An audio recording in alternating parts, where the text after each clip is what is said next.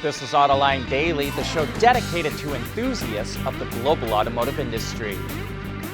We start out today with a ton of future EV product news. Auto Forecast Solutions says Bollinger will start making its B1 in October, followed by the B2 in November in Oak Park, Michigan. And its delivery starts going down the line in March of next year.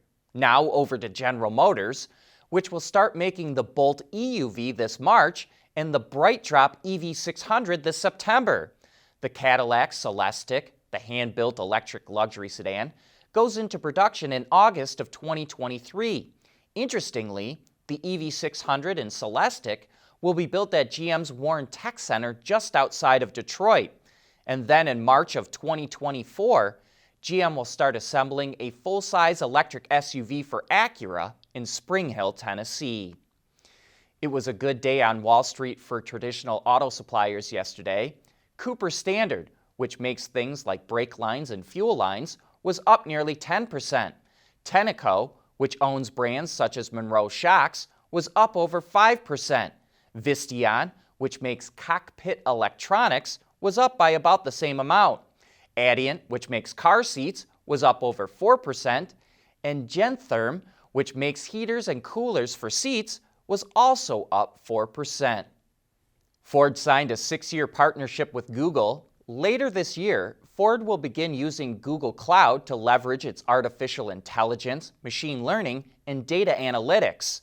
This will accelerate Ford's digital transformation, modernize operations, and power its connected vehicle technologies.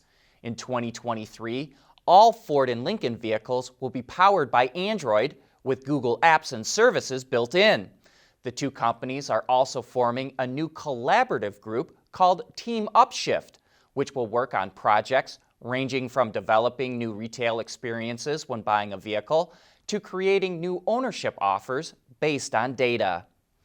Due in part to COVID, more automakers are allowing customers to purchase vehicles online, and now Toyota is the latest.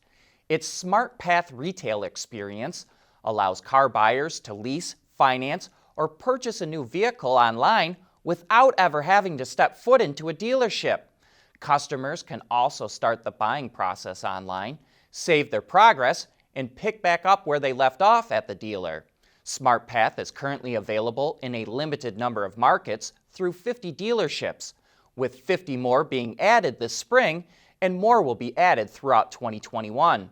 This service is also available to Lexus customers, but it's called Monogram instead of SmartPath.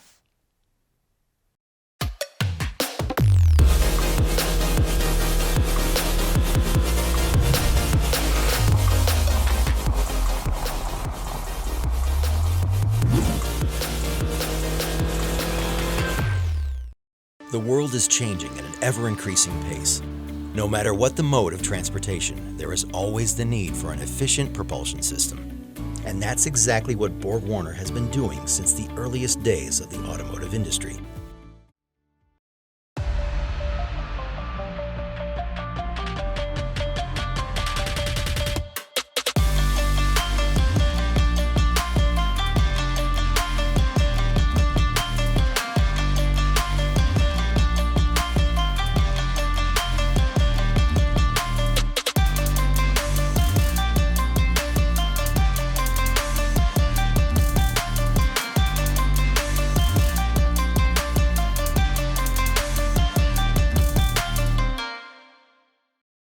We want to know what drives your testing. OTA, connected car, diagnostics, remote testing. Intrepid Control Systems is here to help you work from anywhere. Intrepid Control Systems, driven by your data.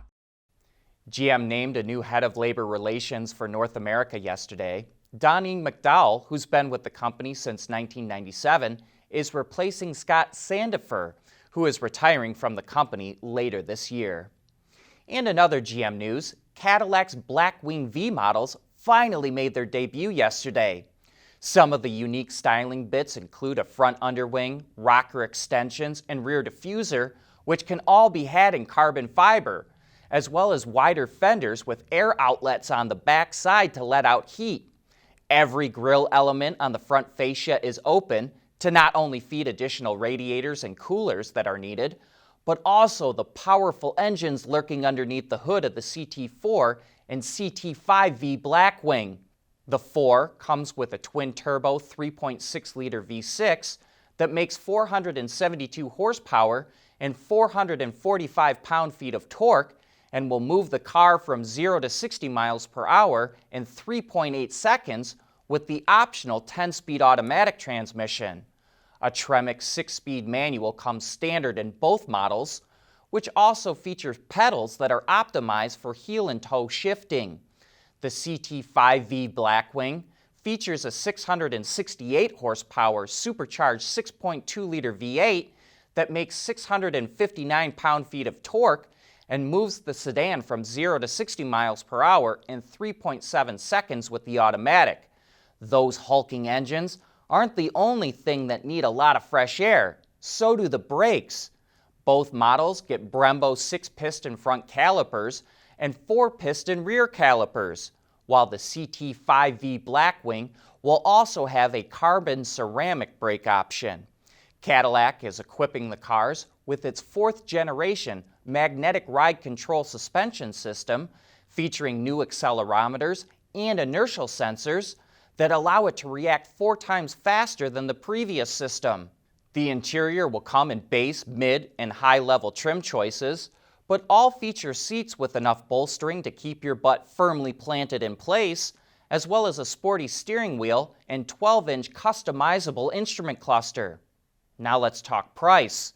The CT4V Blackwing starts just under $60,000, while the CT5V Blackwing is about $85,000. Both include destination charges and look for examples to start hitting dealerships this summer. But there's a lot more to these cars than we can cover here, so we invite you to join us for Autoline After Hours when our special guest will be Tony Roma, Cadillac's chief engineer for the V-Series Blackwing. Could this be the last high-performance piston engine car GM ever develops? Let's find out this Thursday when we go live at 3 p.m. Eastern Time. Autoline Daily is brought to you by Bridgestone, solutions for your journey. Intrepid Control Systems, over-the-air engineering, boost your game. Borg-Warner, propulsion solutions that support a clean, energy-efficient world. And by SAP Industry Cloud for Automotive. We've been following the story of Lynk & Co.'s first EV, the Zero, since it was unveiled in September of last year. The brand is owned by Geely, and the Zero rides on Geely's new sustainable experience architecture. One of the things that has always stood out to us is the styling, which is like a mix between the Jaguar I-Pace and Lucid Air. Now we're getting our first look at the interior. A large 15.4-inch center display screen dominates the space, followed by a long, thin, horizontal digital instrument cluster. Add in a sporty steering wheel, and its look is not that far off from Lynk & Co.'s other vehicles. The biggest departure is a wild ambient lighting system that shows through decorative patterns on the dash and front doors. The Zero is planned to hit the Chinese market in the 4th quarter of this year. Automakers sometimes have to issue stop sales on vehicles. That means there's something wrong with them and they can't be sold. It usually happens with a new car that doesn't have all the bugs worked out yet. But Porsche is going back in time with a stop sale involving models built between 2012 and 2016 with the automaker's Sport Chrono package.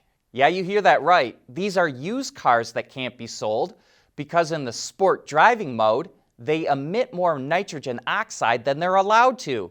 And this is not just one model. The 911, Boxster, Cayman, Cayenne, and Panamera are all affected. What's more, these cars will all need software updates, but Porsche still doesn't have a fix, even though the stop sale was issued in November of last year. While the race is on to cut the cost of making batteries for electric cars, and while all the focus seems to be on coming up with new chemistries or taking cobalt out of the cathodes, there are other simpler improvements that can also play a role. Continental Structural Plastics came up with a patented clip for battery packs that replaces bolts. CSP, as it's usually called, has nothing to do with the German supplier company Continental. It's owned by the Japanese company Teijin, which specializes in high-performance materials like carbon fiber. The clips offer several advantages. You don't need to drill holes for bolts. They spread out the clamping load over the flange more evenly, and they just snap into place. So they reduce assembly time, cost, and complexity. And we're probably going to see a lot more of these little improvements as the auto industry gets better and better at making electric cars. But that's it for today. Thank you for watching.